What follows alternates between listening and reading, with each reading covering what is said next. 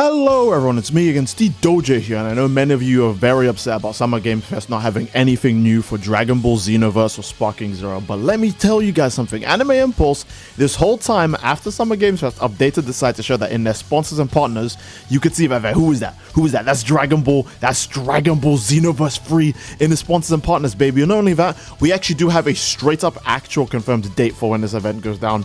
July 18th to the 19th is when we'll be seeing all of these things take place, which means actually for real, if you wanted your Dragon Ball Xenoverse free trailer, it will be here no matter what, with a bunch of other games and even other Bandai Namco products too. So in case if it's not just Xenoverse 3 you're looking for example, Xenoverse 2's next DLC, because we still haven't got any updates on that, Dragon Ball Sparking Zero's next DLC, because we also don't have any updates on that, it will be here. And they actually have a date, time, venue, and even other events that take place before this one. So there's actually, okay, here's a great example. We will be seeing the Dragon Ball Super anime before we will actually see Dragon Ball Xenoverse free information because of a few other scheduling dates. Now again, this is on a small time event. I do actually want to point out that the location, first of all, is pretty damn big, and there are a lot, and I mean a lot of people. They got like every VTuber on deck, every voice actor on deck.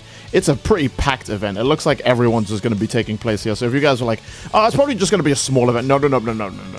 It's massive. This is, if anything, if you're a Dragon Ball fan, this is the one we should have been waiting for. Summer Games Fest is obviously huge, and it's the same place that we actually got Sparking Zero's, Summer Game Fest is the same place we got Sparking Zero's release date trailer, so I think we all had very high hopes that something would be there, and especially the Xbox Games Showcase. I want to remind you guys that Kakarot and Dragon Ball FighterZ were revealed originally on Xbox Showcases, so it makes sense that everyone was being super optimistic and thought, oh, surely they'll reveal something during one of those two showcases, but no, they didn't. The actual one we should have been waiting for was Anime Impulse, because this is what we're waiting for, right?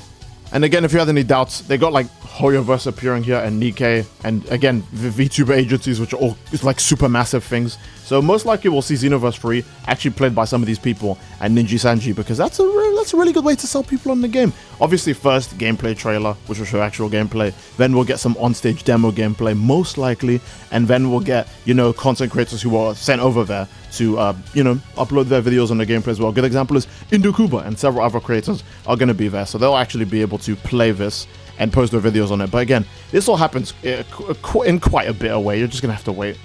So again, only a month for Dragon Ball Xenoverse 3. Now, I do believe that Xenoverse 2's DLC is probably going to release before we get to this point. I don't think Xenoverse 2's DLC should make an appearance here, because it realistically should be out by then, especially when you see the release date that Xenoverse 2 DLC covers. But you guys know Bandai Namco, they can be just extra weird sometimes when it comes to these release windows. So good chance that Xenoverse 2's DLC actually won't release until this event. And then when this event goes live, they'll go, by the way, the Xenoverse 2 DLC comes out tomorrow, and Dragon Ball Xenoverse 3's release date is blah, blah, blah. Because this is just an announcement for the release date, right? Whatever they show here is going to show the release date for Dragon Ball Xenoverse 3.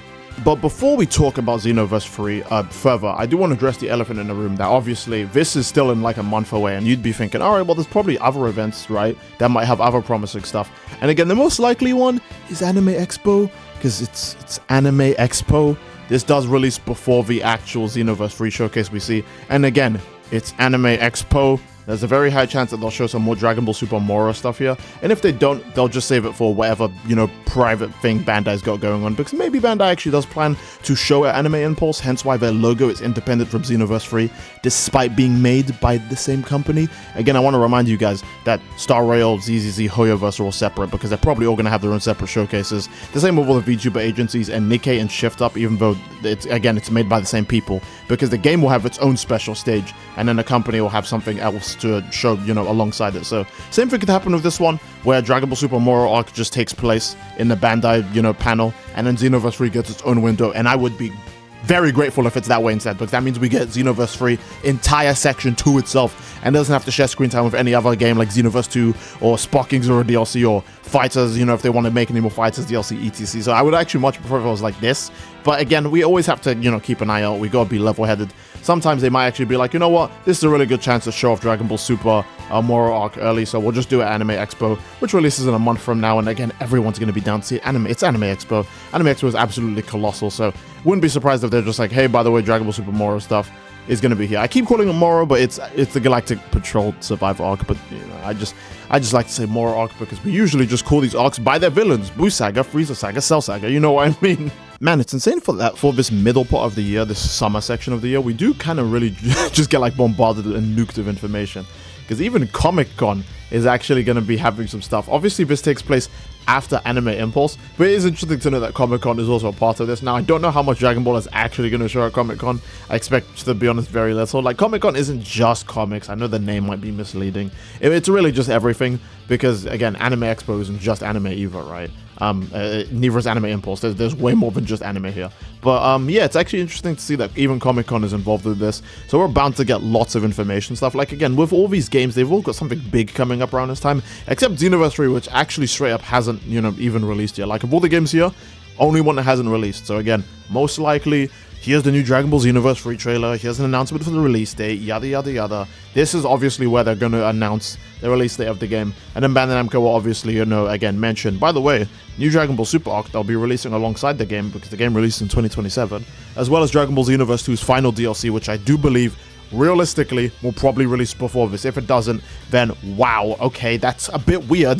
That would be really weird that they're making it last that long, but I guess that means that Xenoverse 2's DLC will just have more content, so I shouldn't mind. And again, Sparking Zero is also supposed to get its super limit-breaking Neo DLC expansion, which I don't know how much that will really add to the game. It's adding mostly characters rather than anything else, but still, Sparking Zero getting any kind of content is good, and getting any kind of limelight is good. So if Sparking Zero makes an appearance here during a Bandai Fest, that would be great. Especially because, again, anything good that Sparking Zero does, I want to remind you guys, Dragon Ball games love to copy from each other. Sparking Zero does anything good, it goes straight to Xenoverse 3, no exceptions. So I'd actually like to see Sparking Zero, if it is going to show up, stand up on its 2 feet, do something big, do something impressive, make a name for itself, stand out. That would be pretty cool, and it would also help the future of Dragon Ball overall, as well as make Sparking Zero fans very happy. So again, all these games are out here doing something, and for the things that aren't games like the other companies, they are obviously going to be doing big stuff too. Again, they're most likely going to be having all of the talents playing these things on these stages, so I actually can't wait to see how that goes, because again,